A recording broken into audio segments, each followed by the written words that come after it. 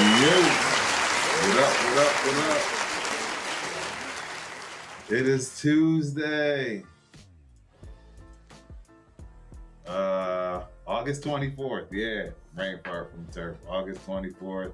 Music shut off. It's all good. No sound detected. Let's make sure we got things working. Take the struggle stream. I don't see the YouTube stream either.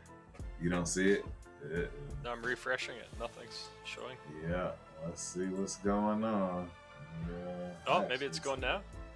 Yeah, I see it. As you guys know, Turf is always over here struggle streaming. So, can everybody hear us? Are we good? We got sound? We're rolling. I don't think we can hear the sound, but maybe the sound's going. Yeah, I think we're good. I see Cuz in the building.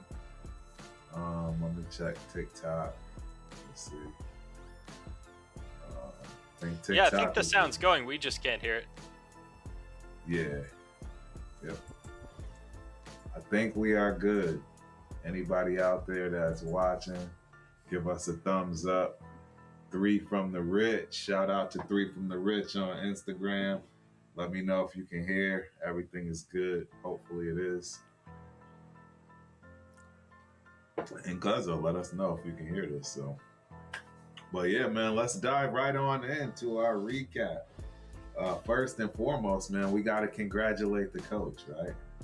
Let's congratulate Coach Kubiak on his first win, right? Yeah, got was that sick. First W. Absolutely. So yeah, man, I love to ask you first and foremost, what's your thoughts, man? What's your overall high-level thoughts on? High-level thoughts. I mean, I think this does a lot for building identity. You don't want to build identity around the habit of losing. You want to build identity around the habit of winning. So this is step one. And then just keep it going. Keep building every day in that emotion of that win. Allow it to fuel the week and feed the next win. And then see where you can take it. Absolutely. I mean, yeah, these preseason games don't really hold much weight, if you will, have any merit, kind of. But for a first-time head coach, camaraderie, right? Any first win is going to be a good one, no matter when it falls, right? No matter when you get it, and that goes for preseason as well. And I felt like the team was pulling for him. You know what I mean? I think they actually fought for him to get that win, which is nice and refreshing to see. Our players always tend to fight for their coaches. It's just unfortunately our front office just has no idea. They're completely clueless in a lot of ways from that respect. So it never really pays off in the end. At least it hasn't lately. But we'll see, right? We'll see how that goes. Only the future will let us know in terms of how this coaching staff gets treated. I have a feeling it'll be a good situation. But y'all know Turf comes from the show me state now moving forward. So I have to see it before I can believe it. Yeah, so yeah, man. 22-20 win. I did not go to the game. Turf was a Debbie Downer.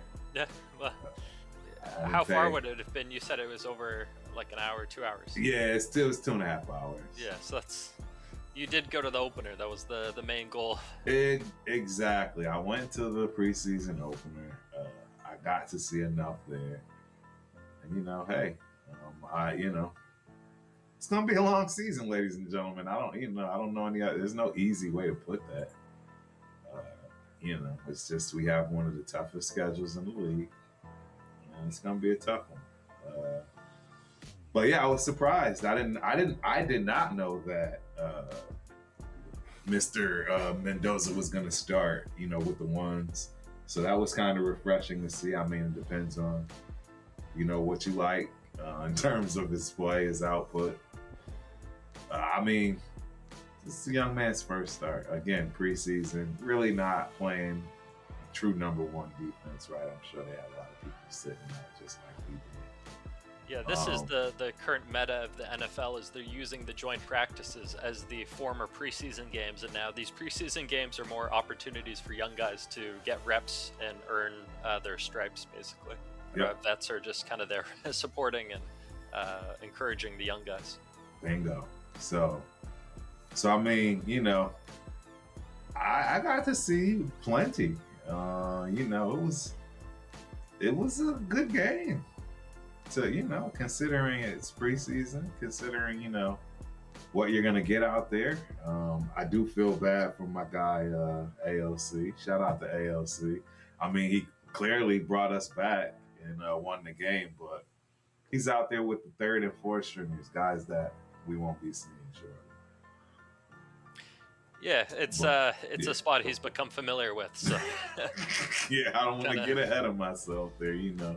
Clearly, we're going to touch on it, but as we always do with these recaps, man, what would you say your highlight would be out of what you saw on Thursday? I would say generally across the NFL, there was kind of a relaxed feeling around these games where players were allowed to play fast, free football and not be punished for mistakes. There's kind of an element of understanding that coaches expect players to be trying their best, and in that there's going to be errors, and not to make that the whole focus of the game, but allow kind of tolerance for things to progress smoothly. And that, like for instance with McCoy, after making a great play, he made his celebration too close to the other player.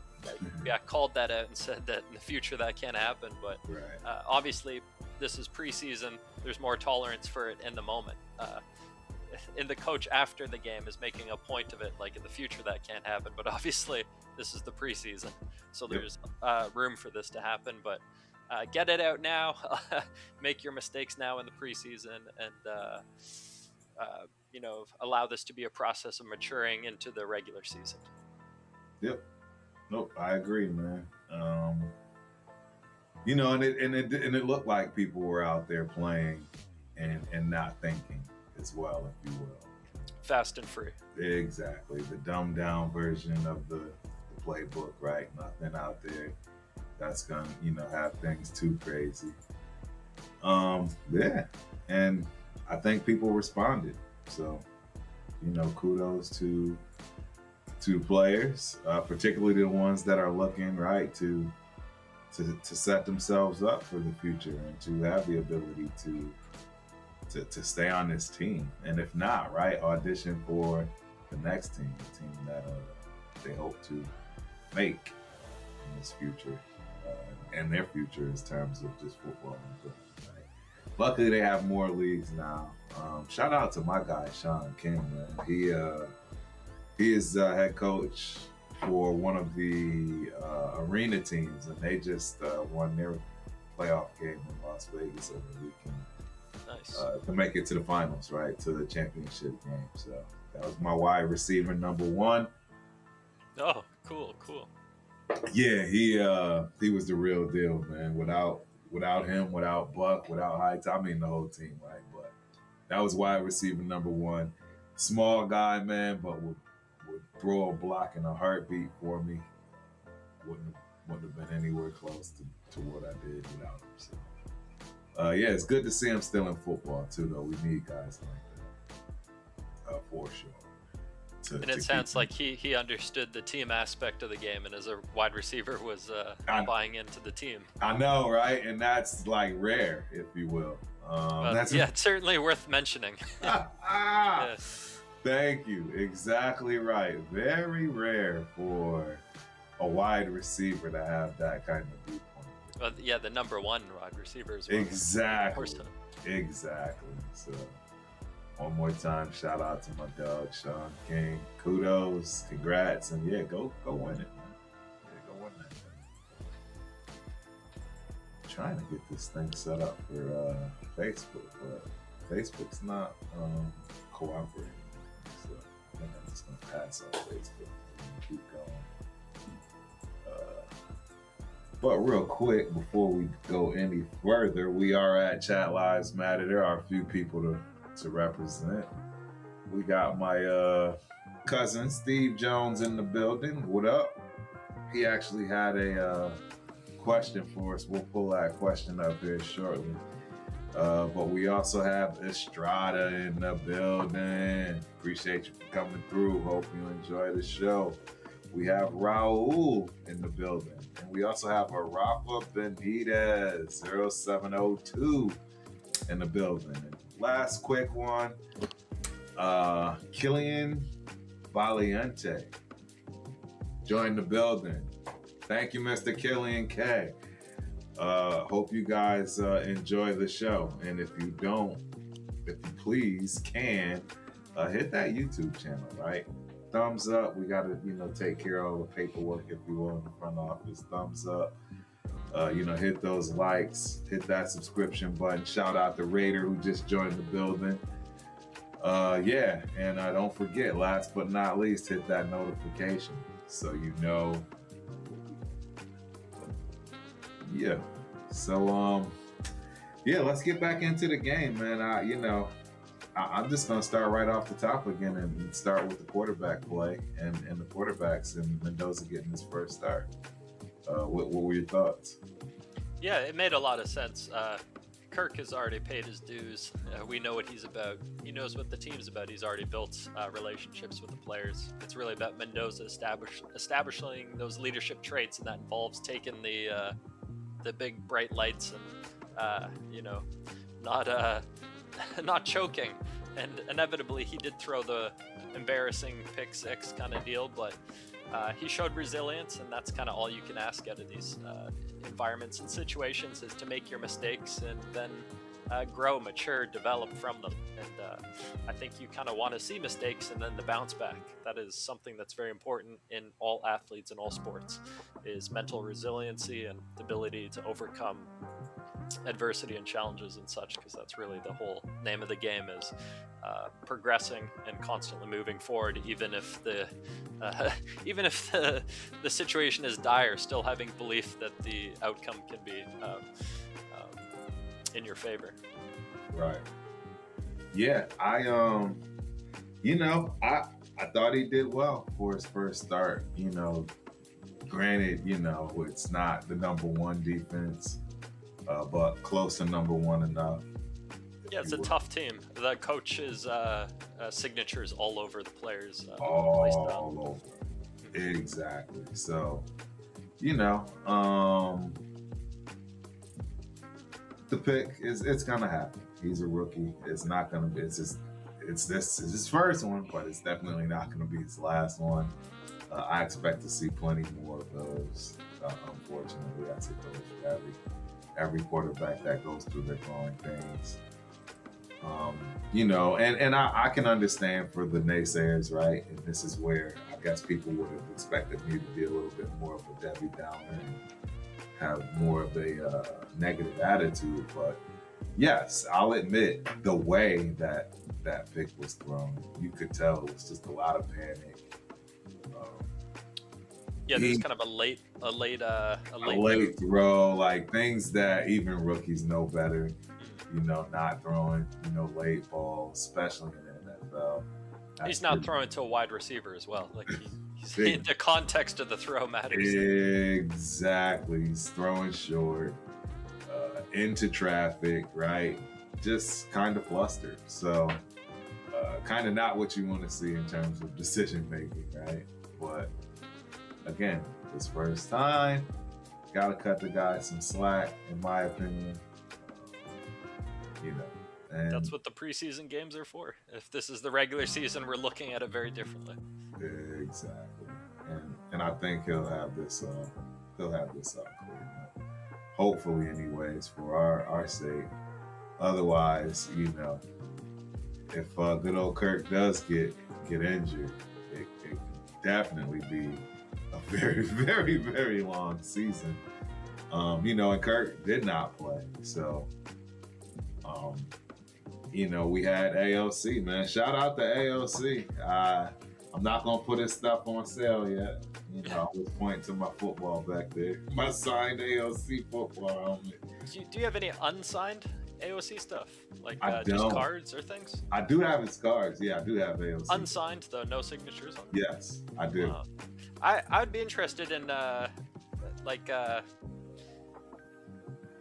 you've often brought up his memorabilia in the context of like almost market speculation, and I'd be curious if you could get AOC at some point to sign the cards, like what his future holds, and then put it on the card, because market speculation is kind of the whole fun part of sports, is like guessing where people's careers can go, the trajectory, the ups and downs, and then where they finally end up. Players are kind of not always in full control of their career. Often it boils down to coaches or regimes or ownership things. But AOC O'Connell, he's been very admirable as a Raider, and I think he's often overlooked as far as his contributions relative to all the other players that surrounded him during his time here. And I give him a lot of respect for always maintaining a professionalism and respect for his teammates and fans and the organization that he plays for. It's what you need in a cornerback, and I'm glad that he's setting an example for Mendoza to follow, along with Kirk, obviously. But personally, I wouldn't have brought Kirk along because I'm satisfied with Mendoza, but I can understand. New coach probably didn't know what he had. Right. It kind of is what it is, but inevitably I felt this way for many years. So. Yep. No, absolutely, man. And I mean, I think the kid will absolutely get a chance at some point somewhere else, right? That's just my whole feeling. I really do believe he will get a shot at some point. Yeah, it's gonna be interesting how that works out for him. I have no idea what's gonna happen. As of right now, I think we'd be crazy to let him go. Well, we've discussed even possible spots where we think he would be a great fit. Like Indy was kind of one that stood out as kind of a natural landing spot. But even a place like Detroit makes a lot of sense working in that offense. And, a lot of people say that he can't be a starting quarterback. I just don't believe it, because I've seen so many guys that people have said that about that just doesn't hold water. It's kind of until you actually like are able to get the player in a position to prove himself, it's all speculative anyway. So yeah, that's the joy of sports, is that it's very human and there's lots of complex variables feeding into it.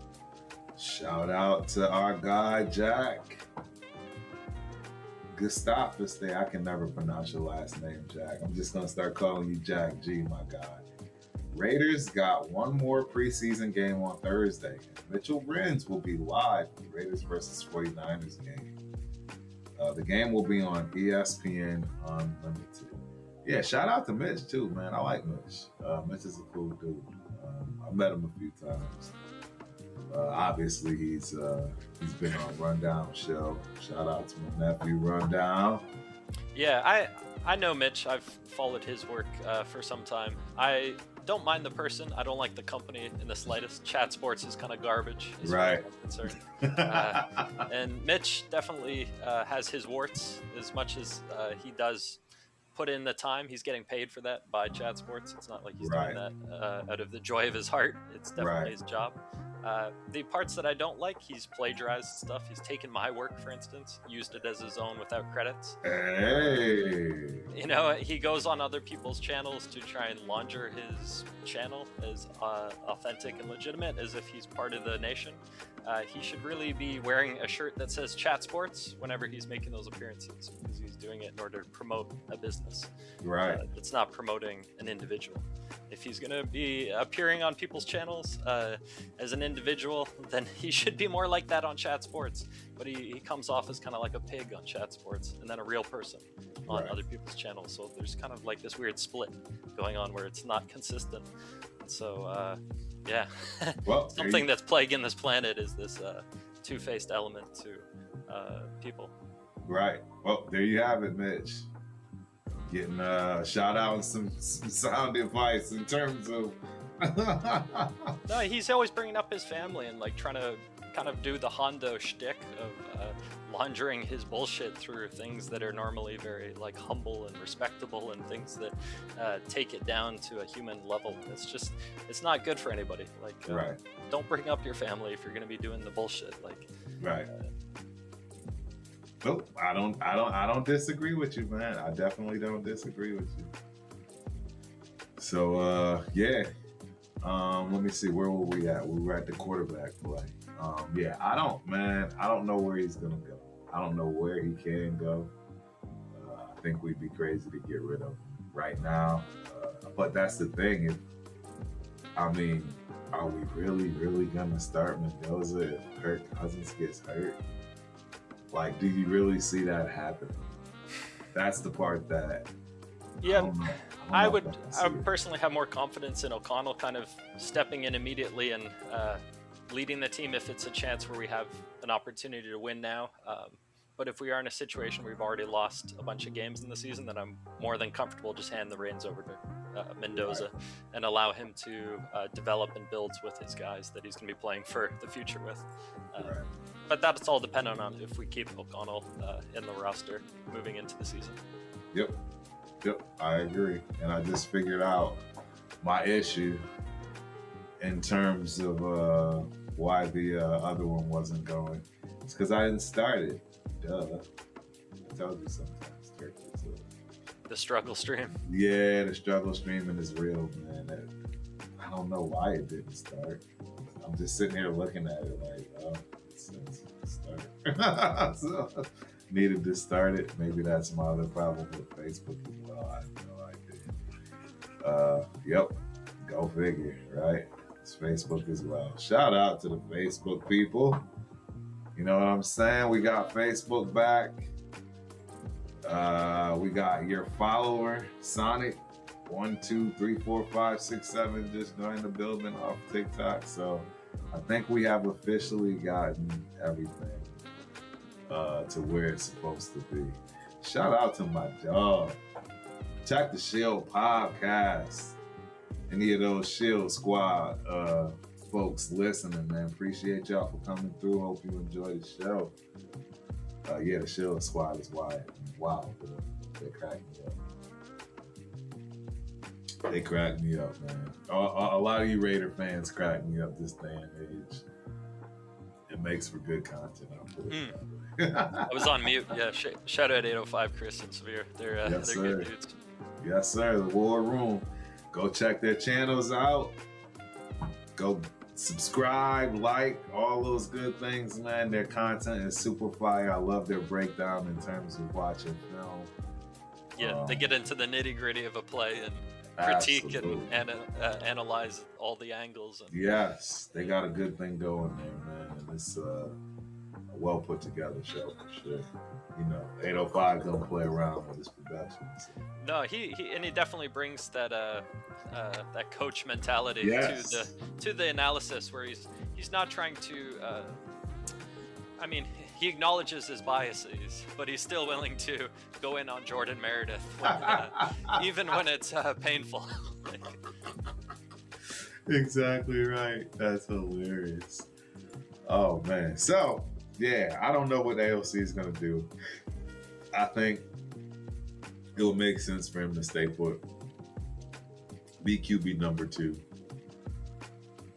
I don't know. I just in the offensive line, right? We got to get there.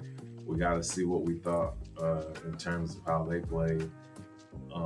But right, part of that interception, pick 6, I would assume the line would be blamed for in some way, shape, or form because the protection did break down.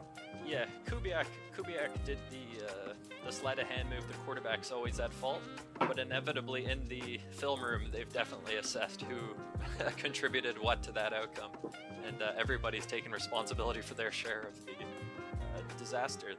That can't happen during the regular season, but I'm glad they have it on tape so they can understand it in the context of a almost inconsequential game. Like, this is the same thing as like a joint practice really for them. Like, yes, it's being on live broadcasted and all this, that, and the other, but inevitably this isn't determining our grade as a team for the end of the season. Right. Yeah, oh man, and the other thing too is whether you love it or hate it, man, this AOC guy is hanging around, bro. He's hanging around. He won the game for us.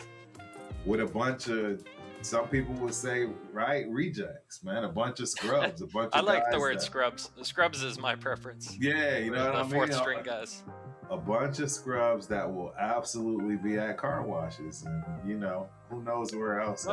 But today's scrubs, the 7th round guys and the undrafted free agents are grittier than ever. Like the colleges putting up pros, like it's a different game today. The scrubs of yesterday are not the scrubs of today. I agree, and that's a great point, because you did hit it on the head in terms of these, you know, 5th, 6th, 7th rounders. They're no longer just, you know, bodies for camps. You know what I mean? They are actually guys that can come in and hit the ground running. Hell, I mean, there have been some free agents, right, that have gotten signed that come in and step it up to, you know, contribute. You know, and that's really all you can ask for from anything after the 4th round, in my opinion. Yeah, in the past it was like once every few years there was a UDFA or a 7th round guy popping off the tape, but now it's like every season there's a dude who's notable for their value in the 7th round or undrafted. Sloan this year, like right away, I'm seeing this guy should have been drafted. It's kind of understandable given his size kind of peculiarity. He's 6'2". That's not really like Max Crosby 6'5". Right. But at the same time, if you use the two together, that could really create problems for an offensive lineman who's preparing to verse 6'5" Max Crosby, and then they just throw in the 6'2" guy randomly. It's like that could be the curveball that Rob Leonard could use in his tool bag to pick on offensive linemen who aren't as sharp on their P's and Q's for game tape review. Maybe they don't have as much tape on Sloan, so he can sneak in kind of some sneaky plays here and there. Yep. Shout out to Chris. He's got a question. Turf, with a sprained ankle, make your teammates take a knee and pray. We're gonna get to this because it's obviously the big topic at hand. We haven't even touched on this topic. We haven't touched on it yet, but I already know where he's going, man. That is hilarious, man. Yeah, it's something to talk about, bro. And my 510 in the building. Appreciate you for coming through, my dude. Hope you enjoy the show. See you. Oh, that's Myra. I said, dude. What's up, Myra? The first lady of TRS in the building. My bad. See you in a few weeks for the home opener turf. Absolutely. And if we don't win that game, I'm just telling y'all right now, if we don't win that game, don't even bother coming to the show because you're gonna hate me. I'm just telling you. If we don't win that Miami game and they put me through going to New Orleans and I mean, you're saying the home opener is against Miami? It is. I mean, we should have a shot, right? That's we better win. Like in disarray. Like if we can't beat Miami, I mean the schedule's already wicked. If we can't. So the opener's in Miami? No, it's in Vegas. Oh, it's in Vegas. Okay, this is a T-ball kind of situation for us. Like we couldn't have got a better matchup. Exactly, Pigs. Exactly. That's why there is no excuse. There's no excuse. I mean, yes, the season is rough and rugged. I would accept a missed field goal or something crazy, but if it gets a blowout, Miami winning, I would be pretty upset by that. But if it comes down the wire, it's kind of like it is what it is. Right, because both teams suck. No, I get it. No, I get it. No, you're absolutely right. Both teams are terrible, but it's just, look, I already know how the season's going to go, so I expect the ones that we're supposed to win to absolutely win. And there's not many. Like, I literally only see 4 potential wins, right? And if the same thing can happen to us, the same thing can happen to them, meaning that they have a shot at winning that game against us too. Yeah. Right? If the ball could come down to the wire. Exactly. If the ball rolls into their court the way that it needs to, that's a very strong possibility. That could happen this first Miami The game. football gods are favorable to somebody. Exactly. So yeah, man. I don't know. It's gonna be rough. I don't think that they will play. It would have to be mid to late season in terms of them starting Mendoza, if you will. I think they absolutely will rock with AOC. Just my 2 cents. I think they'll 100% go with AOC. And, you know, obviously if it's not working and it's just really, really bad, which I wouldn't say. I think AOC is a pure professional, 100%.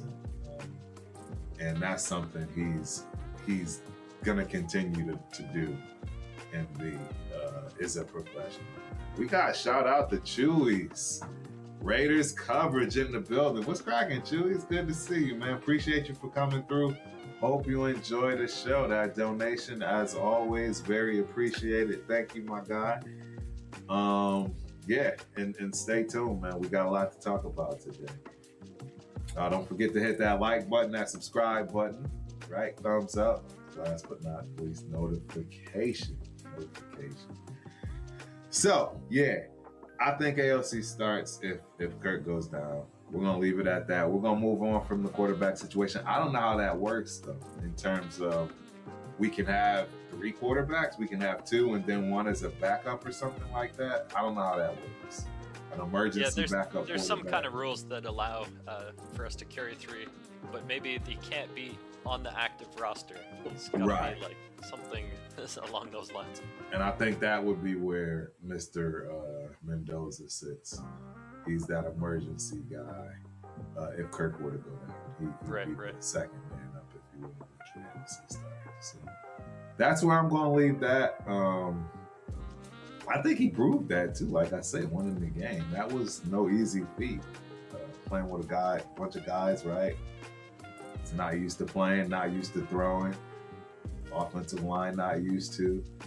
So yeah, kudos to AOC. At least it's a great audition for him to go somewhere else.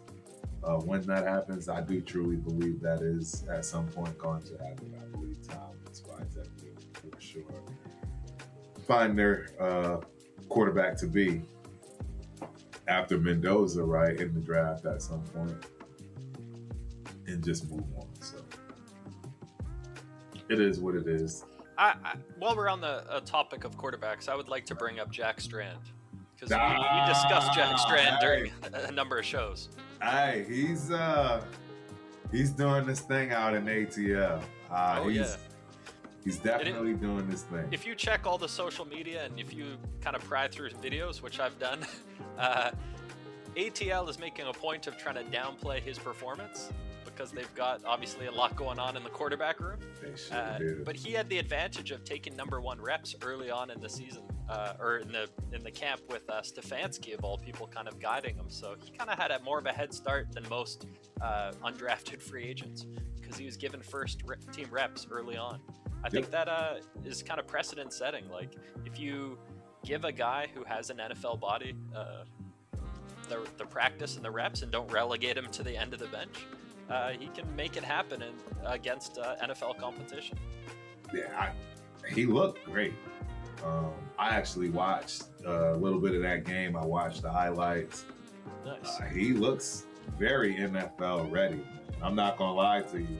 Oh, hell yeah. Did you see the run? That was inspiring. That was like, I want to see that again. That was, he trucked the guy at the goal line. Like, absolutely. Man, if Carr did that once, I would have been like forgiving him for a lot of those fumbles, but damn.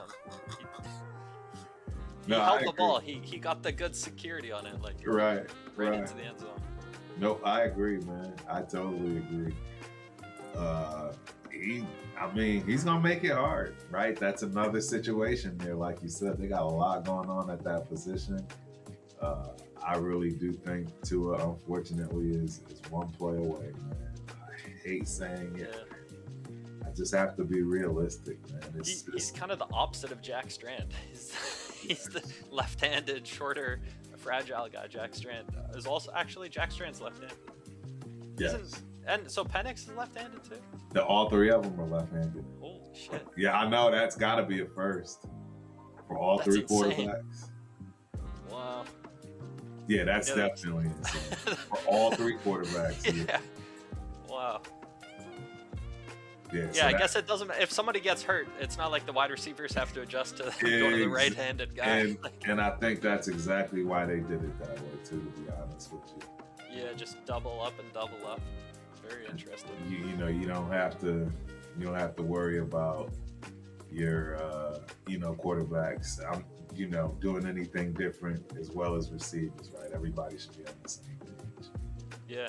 I watched a bit on Stefanski talking about Jack Strand early on about his first team reps that he got and the opportunity he made and the use of those reps that he made. That's super inspiring for undrafted free agents and 7th round guys, is seeing that a coach is willing to put in the time with a player like that and invest in them. Because obviously the quarterback is a crucial part of the entire team, and like if he's not pulling his weight into practice, it can kind of throw the whole flow of a practice off. So it's essential that the quarterback's pulling his weight in practice. Yep. No, I agree, man. I totally agree. That's gonna be an interesting situation in terms of what they do, what that team does. I have no idea what direction they will go. Do you know a lot of Atlanta fans? Like, people are following what's going on there? Yes, but they don't. They're not really voicing much. Yeah, they don't know who Jack Strand. You know what I mean? They don't know who. Yeah, he's a wild card. He's a wild card. I'm sure they know who he is now. Yeah, he looks legit. Like, he looks like kind of Josh Allen-esque. Like, he's got the frame, the body, the running. He trucked the guy at the end zone. Like, kind of want to see that again. Like, I'm excited for next week to see if he does it again. To see if he can hold up. Yeah, I mean, it's gonna be interesting, man. It's gonna be very interesting.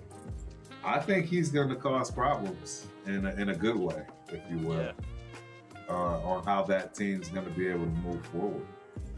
Yeah, 100%. Because a guy who's durable, 6'4", like 240, 230, 240, like that's someone you can build around and not be worried, as you mentioned, one hit, one play away from no playoff chance. Like, if you're kind of building around that as an offense. Yep. No, Penix will not be bad this season. Not being 100%. I mean, why even waste that draft pick like that? Just try to rush. I like Penix, but it was the same thing. I was afraid of drafting him, just like Jaden Daniels. This kind of fear of agility. The Jason Campbell effect, the one hit away from the season being over. Like. Yep. I was scarred by that.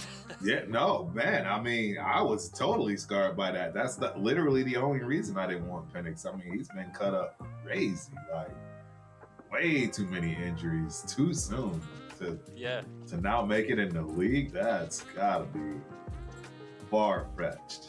I'm sorry. It's gotta be far-fetched in terms, of expectations and longevity. Well, while we're on the topic of just kind of quarterbacks around the league and people that have been associated with the Raiders, did you see Joe Melton's bomb? And he threw a huge touchdown. He just uncorked one. And, that was interesting.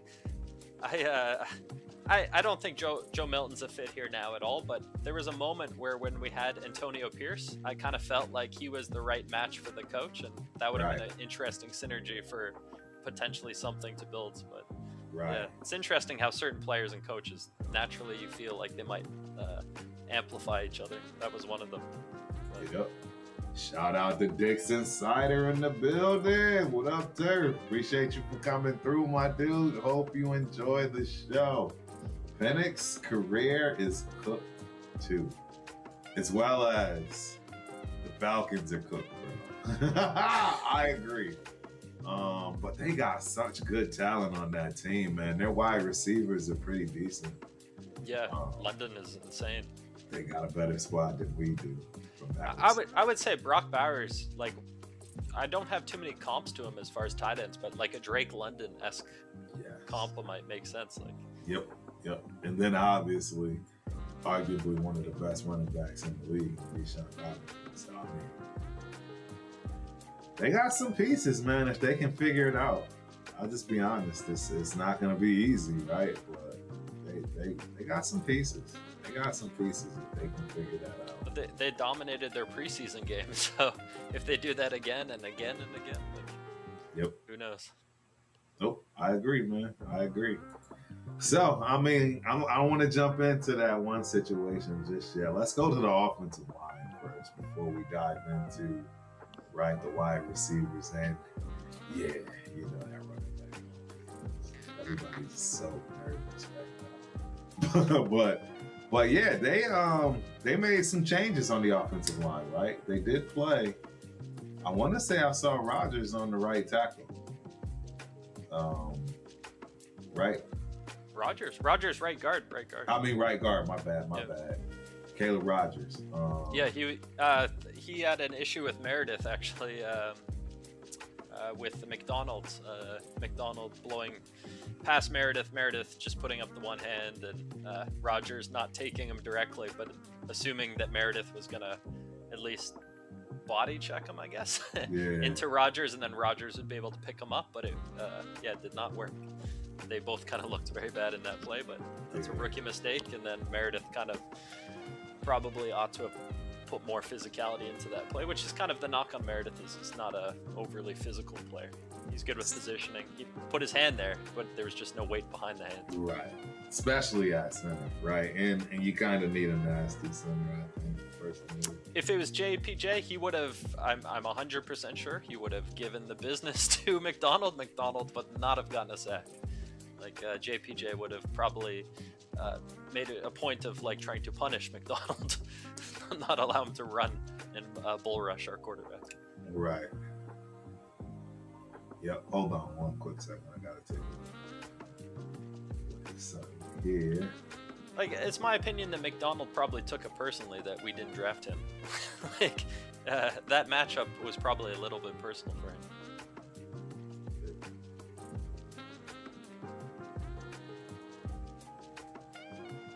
All right. Where was I at? Okay, yeah, lineman. Trey Zoom. Didn't he get some right tackle? That's who I was thinking. Yeah, Zoom played right tackle. Yeah, Zoom played right tackle. I don't know if it was his greatest outing. I think he experienced. That's kind of the thing with him. He just needs a lot of reps everywhere and continue the stuff he's been showing in practice, allow it to transition to the fields. Like a few mistakes here and there. It's not the end of the world for that kind of player. Like he's doing so much, he has so much on his plate. It's kind of understandable in that context. Right, and I think he's going to be great depth for the season. I think he grows into a potential starting position, right? We may not have a choice, right, due to injuries. Colt Miller, for all we know, may not hold up the whole season, if you will, and I could see Zoom having to be slid into that side. I don't know who else could take the left tackle. That's the other question. Well, Grant would be the natural left tackle. Grant would be the natural left, but I mean, how does he look? I mean, how did he play? Hondo's saying that he's going to be a swing tackle for his career, so I'm not sure. Right, and yeah, I think he's trying to lower expectations so that if Grant does have to play and he makes mistakes, it's kind of like, oh, he's like the late round pick. But inevitably, I think we did draft him with a fairly high pick. What was it, a third or fourth? Yes. So it's kind of mid rounds. That's like borderline premium, especially in the modern era. Premium picks all the way to the fourth round now.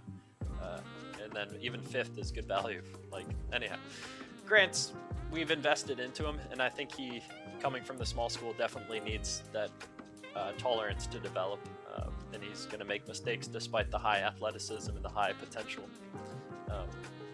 And it's just kind of, you don't want the Munford situation where we keep betting on the traits and then it's not paying off. But I think with Grant, there is the difference that he did come from the smaller school. Munford came from the big school. There's definitely the potential that he's putting in the work, whereas Munford maybe just relied on his athleticism, didn't put in the work to develop the athleticism to match with skill and technique. Right. Greg came from William and Mary too, right? Yeah. Yeah, shout out to William and Mary. I got a new homeboy that played at William and Mary. He's his son is on my son's track team. Oh, cool. So Grant has the connection now. I know. I'm drawing a blank too, man. My bad on my partner. I just met him, so I'm horrible with names. But yeah, shout out to William and Mary. Cool.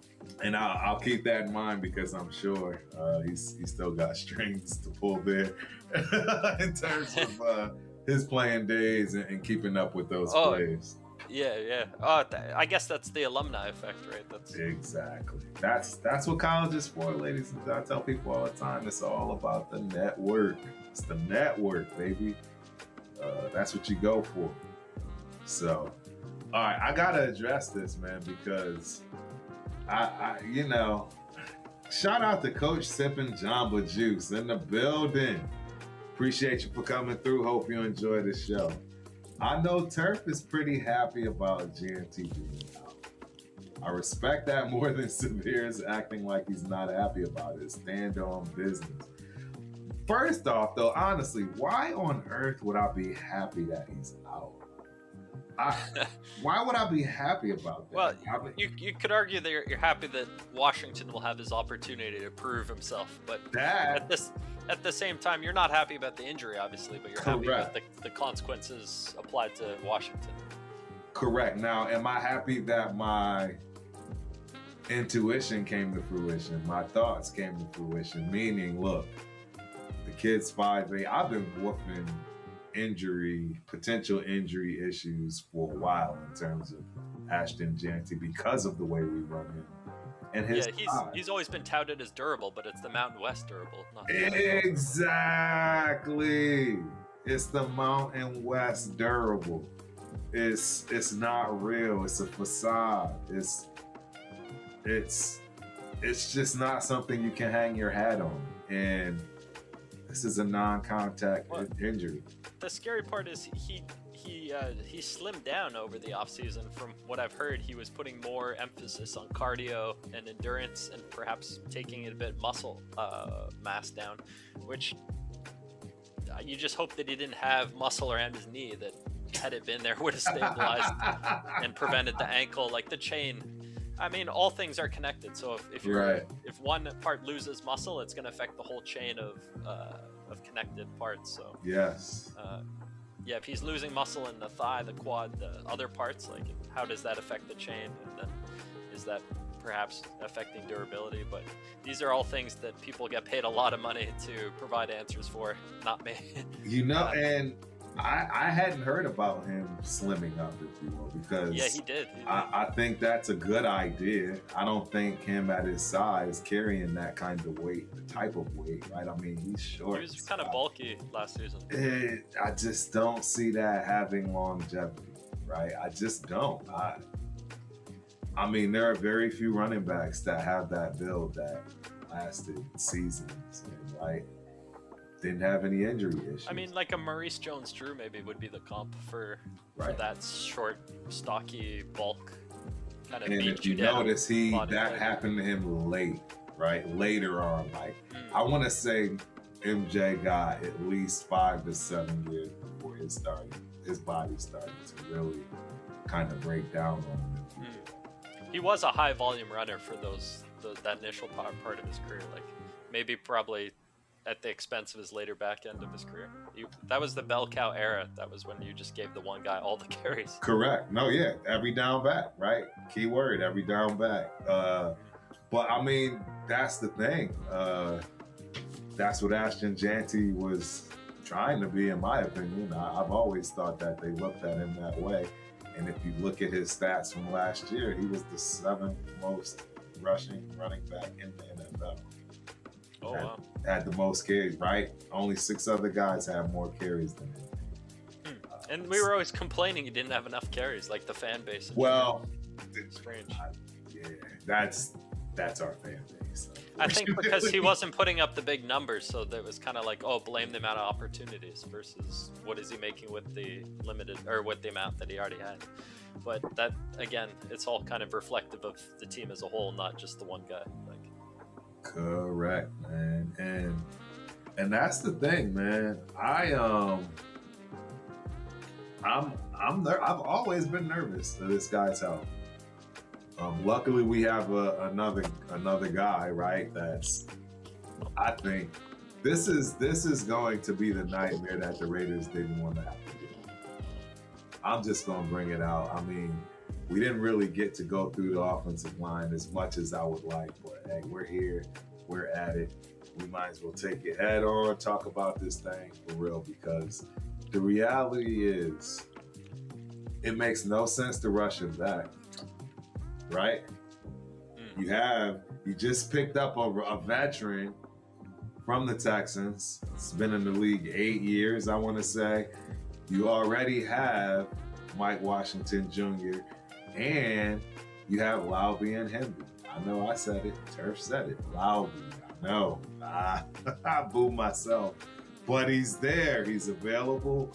And Henry. I actually like the way Henry looked, too, on the kickoff return.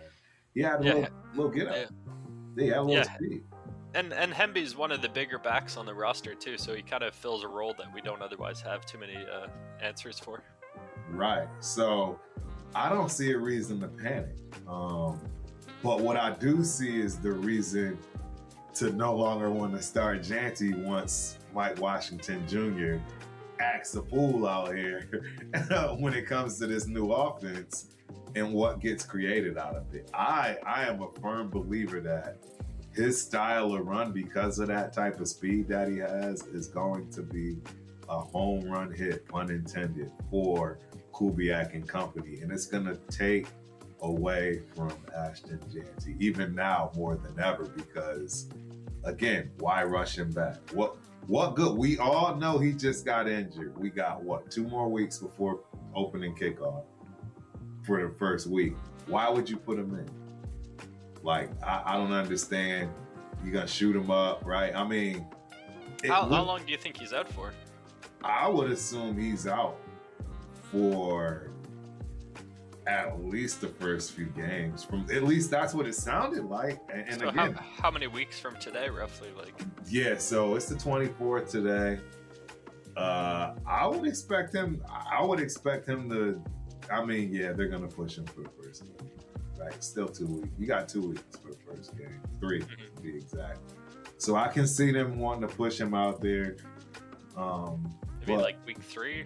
Yeah, it's gonna be week 3. That's the thing. He's not gonna play any more preseason. Not that he was going to anyways. But yeah, like 5 weeks or so, 5-6 weeks. Yep. And I think that's when you should be trying to rush him back. Well, not rush him, but bring him back about 5-6 weeks into the season. That's like 2 games in, and fully healthy. And that would explain some of the kneeling part. Like, obviously it was a painful and severe injury and he wasn't able to put weight on it. And so they were fearing a break or some kind of like tear or some bullshit like this. Yes. Inevitably, a severe sprain can also have a lot of the similar kind of effect and cause all the worry and such, so the fear and worry. No, absolutely. He probably has a grade 2 sprain, which is like a 5-6 week kind of thing for a pro athlete to come back from. Correct, and that's the thing. Do you want to rush it just because it's him? I mean, I know he wants to rush it because he wants to keep his spot. That's everyone knows. See, that's the other thing too. Everyone and their mom knows the easiest way to have somebody steal your position is to not be available. Yeah. I mean, come on, guys. Why do you think? I mean, guys talked about this all the time. Danny Woodhead, he had one of the biggest pieces on this. When he was at the Patriots, when he was everywhere, you would have to fight that kid to take a single rep out of his whole camp, no matter what. Preseason, season, offseason. He was there for everything.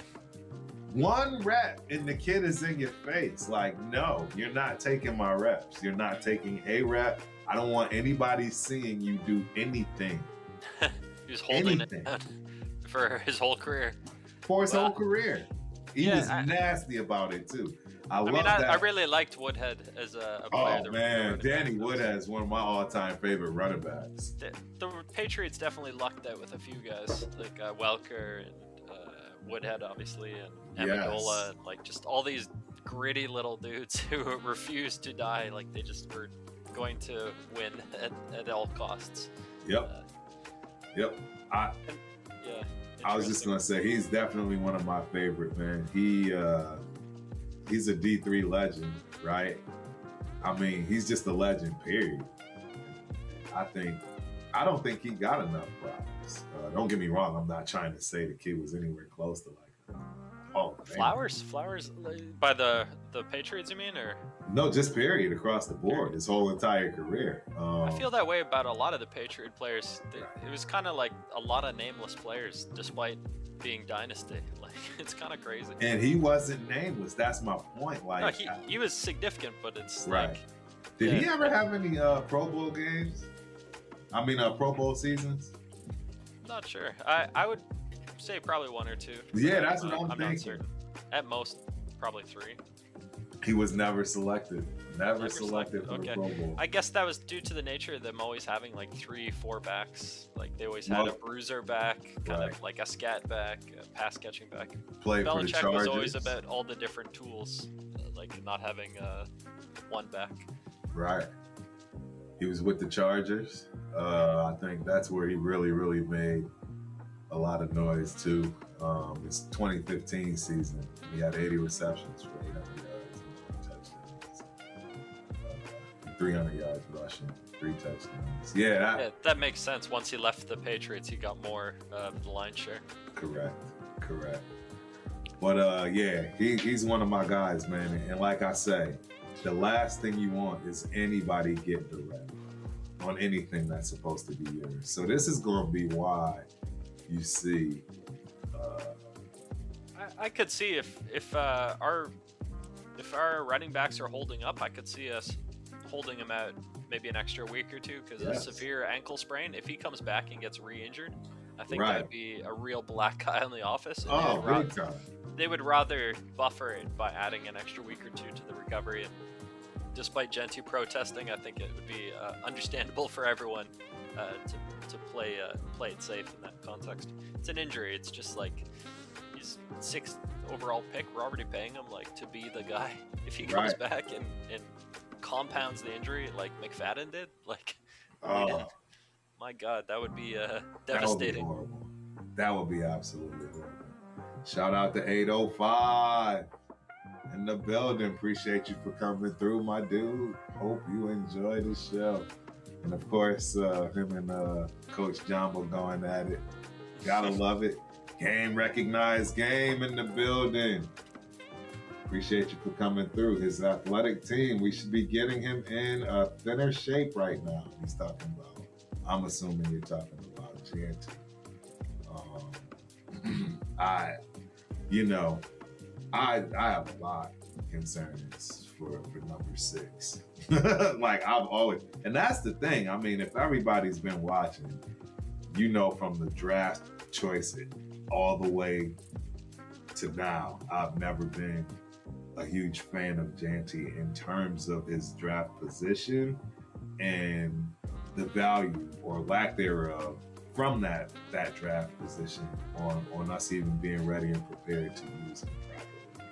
And now, right, with the injury, it's already too bulky as it is. I mean, and then again, right, you lighten him up, is he getting set up for more injury issues? Right? You just never know because he's never been a thin guy. He's never been under 205 pounds. So how is that going to look getting him under 2, right? Because, I mean, what, you going to take 5 pounds off? I don't know if that's enough. I think he was like 220. No. 215. 215. 208 was the highest. That was it? 208 was the highest he'd ever been. I thought he was more than something new. And they bulked him up even more from last year. But 208 was the highest that I'd ever seen him at. And That makes sense. I mean, 5'8", 208, that makes sense. I mean, his combine weight was 211, and typically you're slimmer at combine. Right.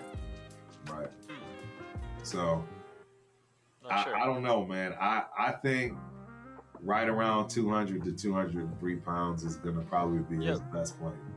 Walter Payton was around 200, so... Yeah.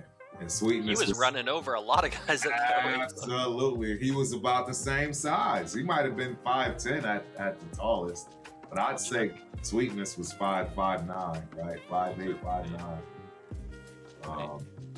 Yeah, that would be interesting. I'm really nervous about his size. Pause. Yeah, always happens.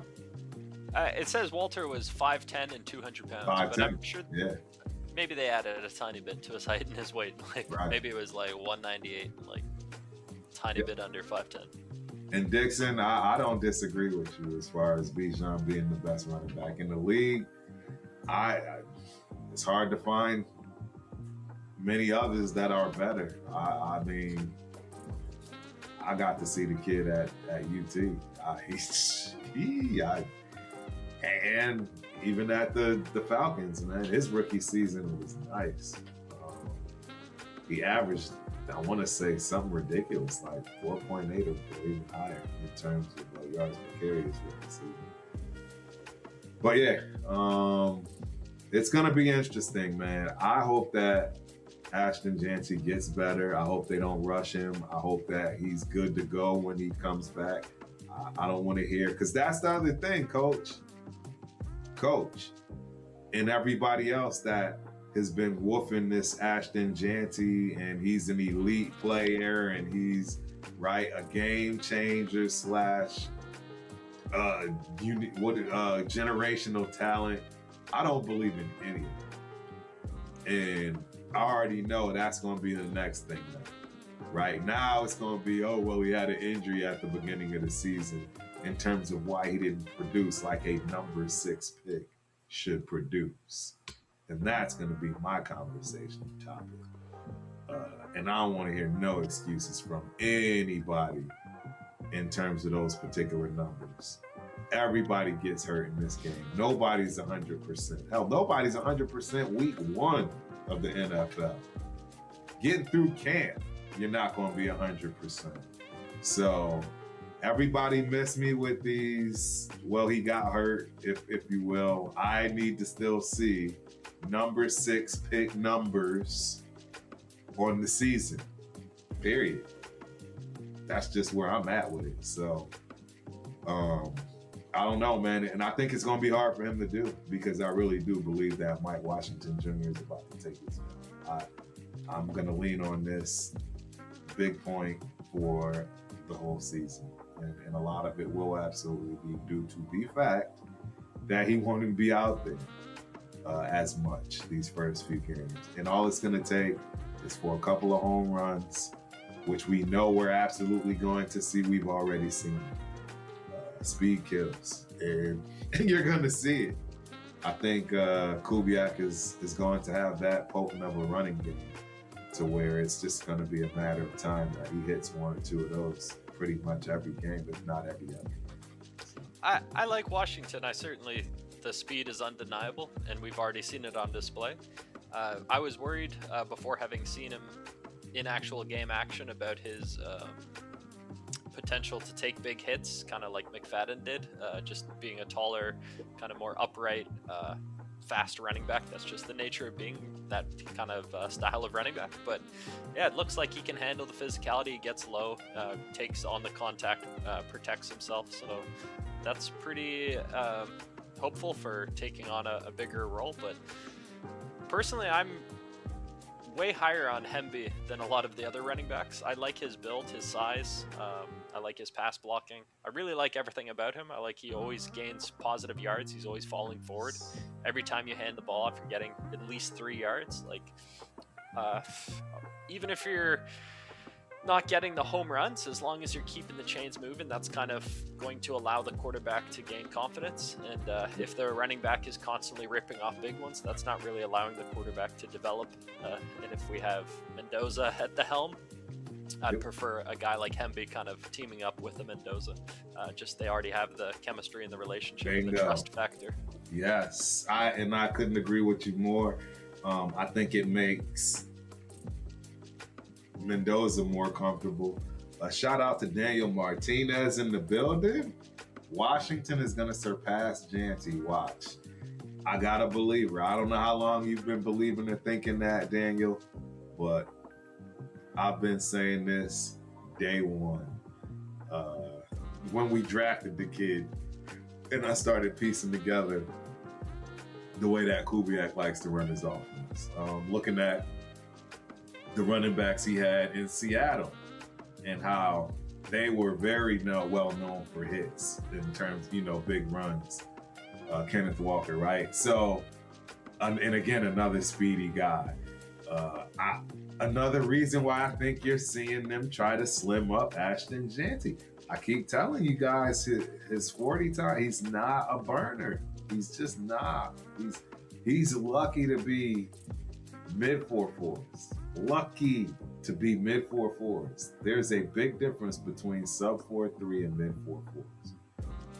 Yeah, it seems like being the larger body type, he was trying to take on the contact and like run over cornerbacks, safeties, all this kind of stuff, and then quite quickly realized that just wasn't going to be a long-term kind of sustainable thing. So with the outside zone kind of being a bit slimmer, allowing you to run the ball more yards, like swinging around and getting outside, like that'll allow him to continue that into the fourth quarter without losing any steam.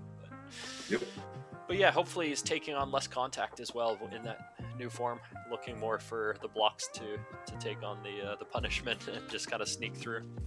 Yep, absolutely. It's going to be interesting, guys. It's definitely something to look for. I told you guys, he's probably the slowest running back in the group. That includes Hemby and Lowry. Oh, really? Yes, I'm telling y'all. Well, Lobby is quite fast, but Hemby, you think Janty's slower than Hemby? I think they may be the closest in terms of speed, right? Yeah, it might be pretty comparable.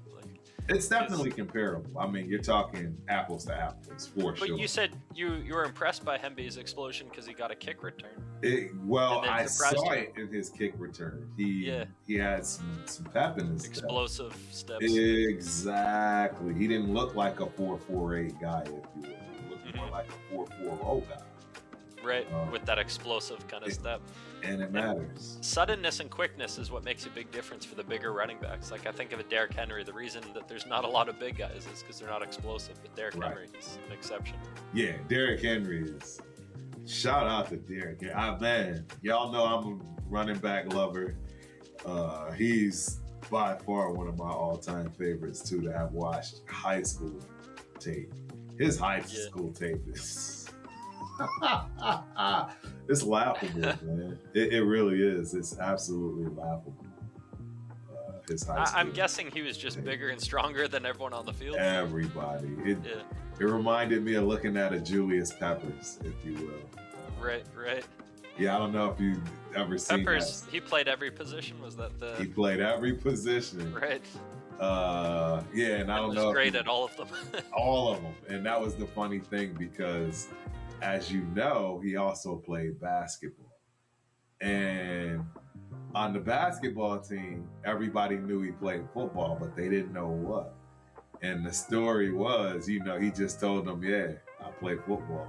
So then they started finally digging, and then they figured it out who he really was.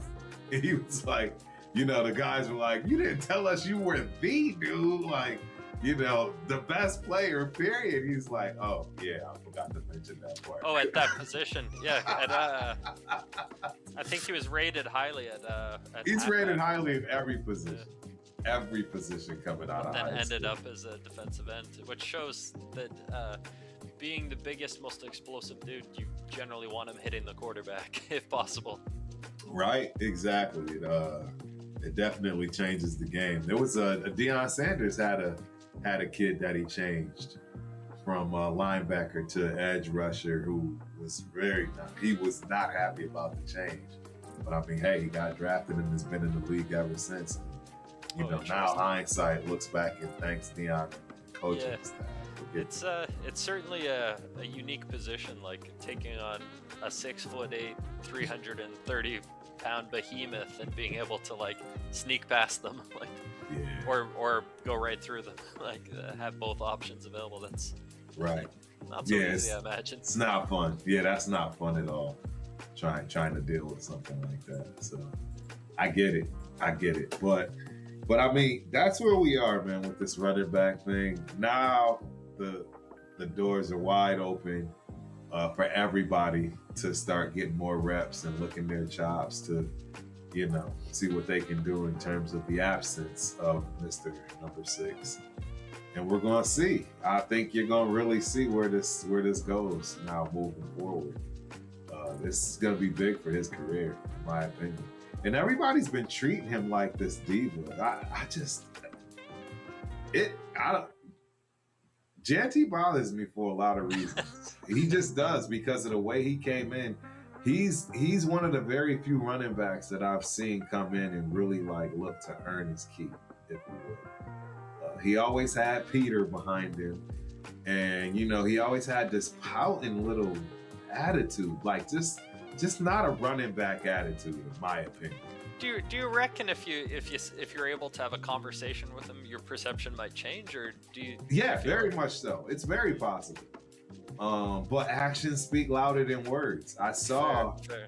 You know what I mean? Exactly. I saw in him what I did. Yeah. Well, young people, the whole name of the game is growing, developing, progressing, maturing. So if he did come into the situation, and I trust you probably are seeing things that other people are not seeing, because you are a running back, so you see body language stuff differently. Yes, especially 100%. Reactions to plays and stuff, like after the play, like what is the person's reactions to things not going your way. Reactions. Did you ever see Barry Sanders pout? Like, you know what I mean? The guy was physically pouting out there. Yeah, my benchmark for all running backs is Walter Payton. I'm always comparing guys to him, but Barry, he wasn't my cup of tea as far as style. Like, everyone's got their preferences, but I can understand that. Barry Sanders is considered arguably the best running back to ever walk planet Earth for so many good reasons. He's the jitterbug style. Like he would be going backwards, forwards, left, right, up, down. He is the epitome of through your legs, around you. Like, he's the epitome of, if you don't have an offensive line, here you go, you're welcome. Because he doesn't even. No, I'm just being not like. That's the thing, like, and that was what was wild to me with the comment about Janty being Barry Sanders-esque, because he has none of that. And getting hit in Barry Sanders probably in his career was hit behind the line of scrimmage more than most, but we all saw what happened with that. In fact, there's a reason why he never had a fullback, right? He always ran out of single back because he didn't like fullbacks. He's more than capable of, kind of being his own fullback by making you miss. Like, extremely bad making you miss on a regular basis. And a phone booth at that. Right? His spin move, his shakes. I mean, bro, nobody comes close. The only player that I really honestly think about in terms of that kind of shiftiness is Shady McCoy, man. He's the only guy that, I mean, real legit side to side, like you're gonna blow out an ACL trying to stop this kid. There's start-stop guys that I can think of, like Sproles, for instance. But even Sproles, he was more of a downhill guy too, though. Like once he got running with it, and 5'6", but he could change directions better than pretty much everyone. Like his center of gravity was so low. Like he was probably smaller than. He was probably only 5'4" or something. No, he's 5'6". Like, he was 5'6". 5'6". Yep. Darren Sproles 5'6". They were both 5'6". Monster, bro. Darren Sproles is a monster. Yeah. Metcalf is another guy that I look at that is a shifty guy. As and a Barry running. Sanders was 5'8". Okay, so Yes. a few inches taller than Sproles. But Sproles had that lower center of gravity where he could be going one direction at full speed and then just suddenly the opposite direction at full speed. And the big dude who's trying to tackle him would just be flying past him. Right. And it was usually us. Like Yeah, the Raiders, no, absolutely. Yeah. Our linebackers flying past him. Even Danny Woodhead. Shout out to D Wood, man. He actually had shakes in that start and stop ability to shake you in the phone booth. It's not many guys that have it. Like I say, the one that really comes the closest to mind for me is McCoy, LaShawn McCoy. But I mean, that's a small room right there. That's a small room. Then you got guys that are just quick, right? That, can stop and start on a dime, but not shifty, meaning side to side. They can slipping out of a phone. Yeah, and that's where Mr. Mike Washington Jr. falls into play. He's not shifty, and he's not necessarily a straight downhill runner either, but he's patient. That's the biggest thing that I've noticed so far. With his big runs, he's been patient. He's not running into the backs of his linemen or blockers. He's running to the backs of linemen's blockers and making sure, right, that he has the ability to turn that speed on and go when necessary. That's hard. That I don't think you teach that. You have to have a feel, right? It's just part of your bread and butter or not. And I don't think you see that out of Janty. I think you see Janty run into the backs of people more than anyone in terms of what's in our backfield right now. So, I mean, we'll have to see, man. It takes everybody some adjusting, and that's why I say I'm not holding that against Janty. I mean, hey, he doesn't read great. We've already shown that in film, not only just myself. Other people have shown his, reading blocks could be considered suspect. So, man, we spent a whole lot of time I knew I was going to spend a lot of time on running backs. Yeah. I can't help it, man. But yeah, enough of the running backs. Let's try to run down some more of these, rooms, if you will, in terms of offense and defense. But the wide receiver room, again, kind of non-existent. Don't get me wrong. There were some things that came out of camp that we weren't privy to and was discussed after the fact, right? In terms of, we thought, the young buck Malik Benson did much of nothing when he actually had some great catches. Unfortunately, you can say he regressed in the actual game, right? The drops. Yeah, the drops are kind of like, that's rookie mistakes. I saw Cooper drop so many passes as a rookie. Like, I don't think he's going to be like that. But Cooper dropped passes, period. I couldn't. Yeah, that was Cooper. That was just part of his DNA. I think Benson's drops the other day were more just like rushing the play, like trying to turn his head too fast. Not so much like the fact that he's just a ball dropper. It was more rushing as a rookie. No, I agree. I totally agree. Yeah, Cooper had drops throughout his whole career. That was definitely a frustrating part because he had the great route running and great body size and hands and all that, but then just randomly dropping passes. Yep. Shout out to Raider Rick in the building. Appreciate you for coming through. Hope you enjoyed the show. Yeah, don't forget, guys, hit that like button, subscribe. Last but not least, notifications so that you know we are on. Didn't we bring Cooper in last year? Pete Carroll's machine? Yes. That almost feels like a fever dream. Like what the hell was that? A last ditch effort on trying to get anything. Yeah, that was so crazy. And he retired, right? He retired immediately after like a week. Yeah. Yeah, he's like, I don't like Pete Carroll's deal here. I'm going home. Like, he took that Raiders scholarship money, as they all do. That's how you know it's over. How much do you think you got paid for that? Like, yeah, you got paid. He probably didn't know. He probably was like, you know what? To hell with this. Not worth it. It's not. I'm gonna get embarrassed. Like, yes, it's not worth it. Yep. I believe it, man. I'm telling you, dude. It's. I don't know. I think I think Gino probably played a role in that. Like, right. I don't know. Maybe he saw some of the passes and wasn't. He's like, yeah, I'm not going out here to get killed. Very possible, bro. Trying to enjoy retirement at this point. I mean, yeah, you already heard. Football. Exactly. It is what it is, man. I blame the front office, right? They have to figure this out. There's things they need to do in terms of the front office. Do you think Devontae knew that he was in for a season of pain with Jimmy G prior to the season starting? Well, and that's the thing. I don't know if anybody knew it was that bad.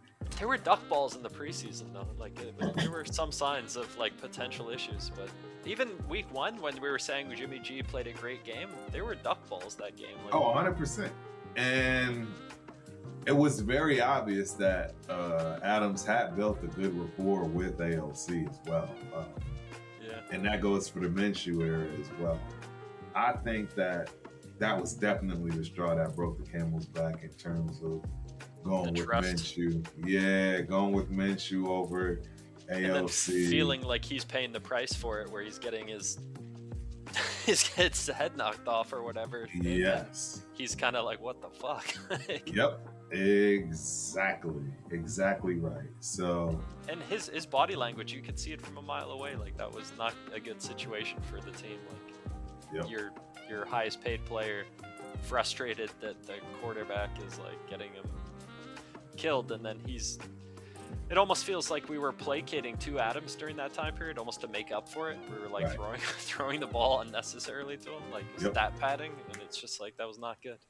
Not good at all. Not good at all. And shout out to 805 for this one. Depending on the severity, a sprain could take 2 weeks. Could be 6 weeks. Sprains are brutal depending on how bad it is, especially as a running back. It's the worst. You're cutting, you're juking. It's the worst. Like, knock on wood. I still knock on wood because, believe it or not, Turf has never ever had a knee injury. It's the reason I won't play pickleball today. You're worried about knee injuries? I'm worried about a knee injury with pickleball. Okay, fair. I gotta show you my yeah, I am totally terrified. Nice. Yeah, I'm terrified, ladies and gentlemen. If you look at the injuries that come in today, particularly at my age, it's all from pickleball. That's because a lot of old people are playing it, like 56-year-old guys in there, not necessarily in shape. It scares me. But any kind of knee, ankle injury, it's the worst. You'd much rather have a shoulder, a neck, an arm, a hand, anything but your knees and your ankles. I'm just telling you. I mean, maybe you'll hear another running back say something different. I've never, ever. It was the worst. You could do anything else, but please leave my knees and my ankles.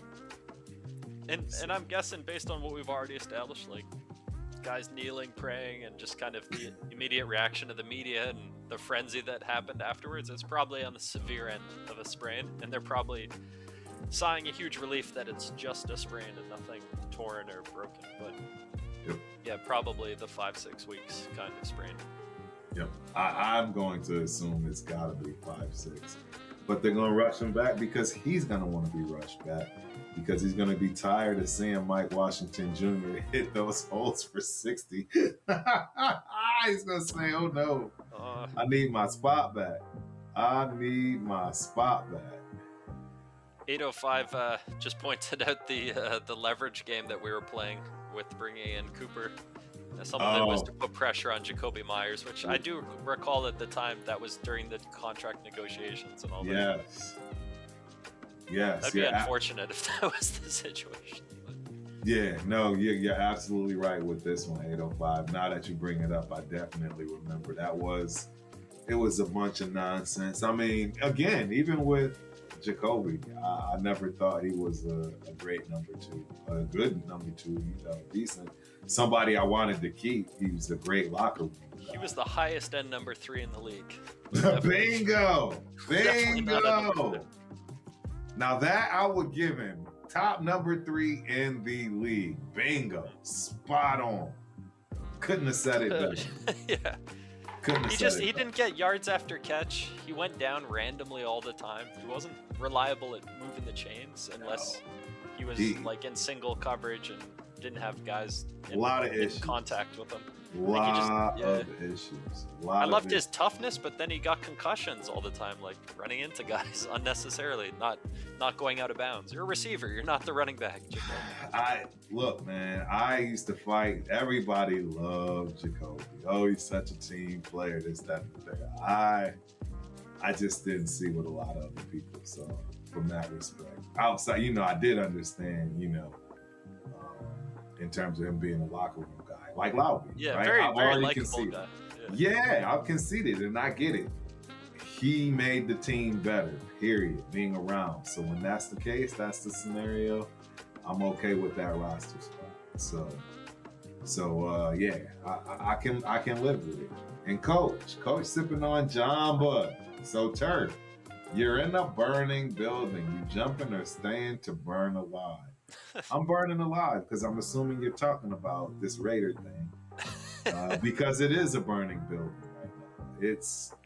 We're lucky to win 5 games, man. I think the 4-game mark is in danger. Honestly, I really think the 4-game win this season is in jeopardy, let alone 5 games. So I'm sinking with the ship. That's what it is every year. I mean, don't get me wrong. I'm not burning my money like I've been burning my money in terms of going to these games in the past. Turf is definitely cutting back on that. I'll be at the opener. I'll, be in New Orleans. Shout out to everybody for that New Orleans game. We're going to have it cracking out there. Severe, Chris, and I will definitely be there some way, shape, or form. I still haven't figured out if I want to go to this game or not. It just depends. If we lose to Miami, y'all, I'm telling you right now, it's going to be a fun season. It's going to be. New Orleans is there's a lot there to enjoy outside of just the game. So even if they lose, I'm sure it'll be a good time. We'll figure it out. You know what I'm saying? Yeah. Yep. Oh, he says about my knees. Yeah. Yep. But yeah, man, I don't know. It's gonna be an interesting season all the way. We got one more preseason game. We're up against the 49ers, right? Yeah. And that's at home. Yeah, that's at home. So. Mm-hmm. And that's the last preseason game.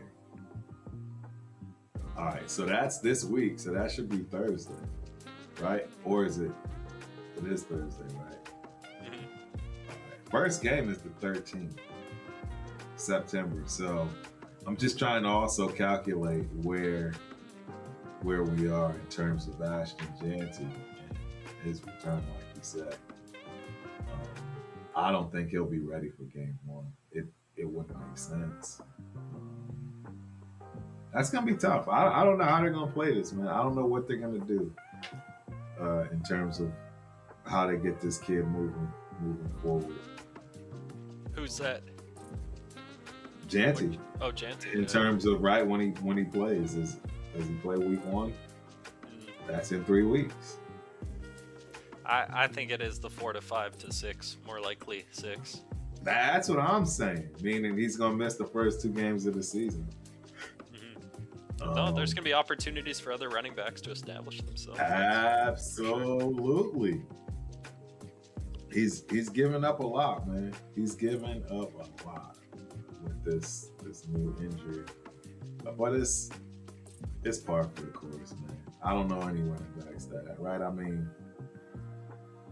every running back we've had has missed games due to injury. He's not going to be any different. I just hope he can get his spot back, if he will. Because then that means, right, he's doing well. If he can get his spot back, that means he's doing well, which means we're doing well in terms of the run game. I'm not counting on the passing game. Outside of Trey Tucker, I don't know what we can do. Naylor, gotta pray that Benson gets back on track. Clearly, you got Rock. I don't know. I don't expect a whole lot from the running game. I mean, our passing game, to be honest. I feel bad for Kirk Cousins. I think he's being thrown into the fire, if you will, without a real true offensive line just yet, right? We still got to figure that part out. This is a lot, man. It's a lot to deal with going into week one. And, while everybody else pretty much knows exactly what they have right going. Yeah, I don't know, man. Last game, preseason, what's your thoughts? Yeah, what do you want to see? What do you want to, I think it'll be somewhat similar to the previous game in terms of the structure and flow of it. AOC kind of playing the back end, and probably Mendoza playing the front end. And what do I want to see?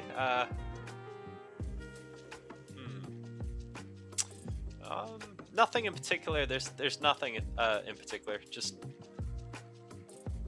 make plays and avoid the major mistakes. No pick sixes type deal. We didn't get to talk much. We didn't talk anything defense related. I want to see something out of the secondary. I just want to see anything, any kind of life, any signs of life. Someone to step up to say, yes, I am the true number one outside of Stokes. I love the fact that, Cody Lindenberg is getting his props, and seems like he's settling into his potential. Did you hear what Rob Leonard said about Cody today? I didn't. He said he's the most improved player between last season and this season. Wow. In terms of his off-season. Shout out to Cody Lindenberg. I've been telling folks. Yeah, he put in the work in the offseason. Absolutely. He's put on size, right? Kept his speed, like I said, agility, and he's a ball hawk, guys. Every play is by the ball. So, yeah, that's interesting. I'm glad to hear that. That's a well-deserved comment coming from Coach for him. I think we've all seen it. I don't know. The jump makes a lot of sense because he was coming from not the biggest school and not the most having all the technology and the science that the Raiders obviously have access to. So now that he's on that level, he's playing to that level. Right. So as you said, his mindset and his mentality was all there. Oh yeah, 100%. And I think he's going to be big for us down the stretch. I really do. I think he can be a player that stays for a long time and becomes a staple of one of these Raider defenses that we'll be talking about for some time. I think we have the ability to do that. Did you say you were going to get a Lindenberg jersey at some point? Or? Absolutely. That's that Minnesota coming out of me, man. I got to get a Lindenberg. I got Lindenberg to get. Does he have to meet any criteria before you get that jersey in terms of no, making a player? I'm getting one, period, just because he's made the team for one. Fair. Yeah, and, he's stuck. I think he's going to be around for a long time. I really do. Hopefully it pays off, unlike my last rookie. Well, seeing this night, he's not a rookie anymore. So. Touchdown Tommy, or? No. Hobbs, man. Nate Hobbs, man. Shout out to Hobbs. Yeah. He was the first rookie jersey I bought because I knew he was going to be something. And, oh, really? Oh, absolutely. He was my first rookie jersey. And I think he clearly should. Hobbs was a solid player. He just couldn't stay healthy. Unfortunately, what made him a good player as well was part of the risk-reward ratio. Yep. He sacrificed his body a lot. Yep. Well, Coach, you've been listening. So, I watched Cody play all his senior season, the whole season. impressed. I was impressed with a lot of the Minnesota skill position players. Yeah, very, very impressed with a lot of their skill positions. They got that place produces talent on the football field. That head coach, he will be a head coach in the NFL one day if he chooses to do so. What's his name? I can't believe him. Fleck. I forget his first name, Fleck. But he is, man, I would have loved to play for PJ Fleck. Shout out to PJ Fleck. I mean, Minnesota's done well when it comes to coaching staff, not only in football, they have great staff in basketball. Clearly, they have one of the best gymnastics programs on the planet, if you ask me, and Coach Jenny. So, I'm happy to see it. Like I say, he's getting that. I'm getting that jersey. I got Buford's jersey I got to get to. Shout out to Mama Buford for helping out with the track and field. A lot of people don't know that's a long day, man. These people do not have to do it. So shout out to her and family. But yeah, man, it's gonna be interesting. It's gonna be an interesting season. I don't know what's gonna happen this last preseason game. I expect us to try to win it. I expect the guys that are out there to fight for Coach Kubiak and get him a second win. Do you think the O-line will be dominant again? That's the part that I want to see on offense. I want to see the offensive line, what they're going to put out there in terms of the set, who's playing what, and are they going to get after it? That's what I want to see on the offensive side. Because we know, right, clearly now Washington probably doesn't get many reps, if any, right? If he's going to be the number one back. And you're going to need to get Hemby up to speed, right? As well as the new guy we got. But those guys are going to need reps, man. He's repping that 32 too. That kind of, I don't know how I feel about that. But yeah, he's out there. These guys are going to need some reps, man. And we're going to have to see how that looks, right? And if they're going to be able to block for Kurt, make some plays, and how that looks with the other quarterbacks. I expect, like you say, Mendoza to start again. Although it'd be nice if they let AOC start. I think that would be a nice gesture. Give him his last game to show what he can with the ones, if you will, whichever ones that'll be out there, and not, leave him for second half, if you will. And let Mendoza play that second half, because that should probably be the last bit of football he plays for the rest of the season, hopefully. That would mean things are going great for the most part, regardless of wins and losses, right? Kurt staying upright. And if not, AOC can come in and save the day and give our young rookie some time before really throwing him out there to the wolves, right? This is a marathon. It's not a sprint in terms of getting him up to speed and out there. So that's my 2 cents, man. That's all I got. I'm way past time. Jiu-Jitsu is looking real slim tonight. Sorry. Yeah, I'll wrap up my 2 cents. Yeah. I connected the dots on. We were talking about William and Mary a little bit ago, the college, and obviously Grant, her potential future left tackle, coming from that smaller school and having a big impact potentially for us if he does ever step into that position. Right. Which I kind of hope he does sooner than later, but we'll see what happens. I don't think we're going to be relegated to swing tackle like Hondo said, but in any event, my favorite all-time player. Perhaps on the same level as Walter Payton, actually was a running back at William and Mary. He got 5,000 all-purpose yards at William and Mary. He was an All-American for them. His name is Michael Clemens. Michael Clemens. Yeah. What year was this? Clemens. What year? I guess this would have been 86.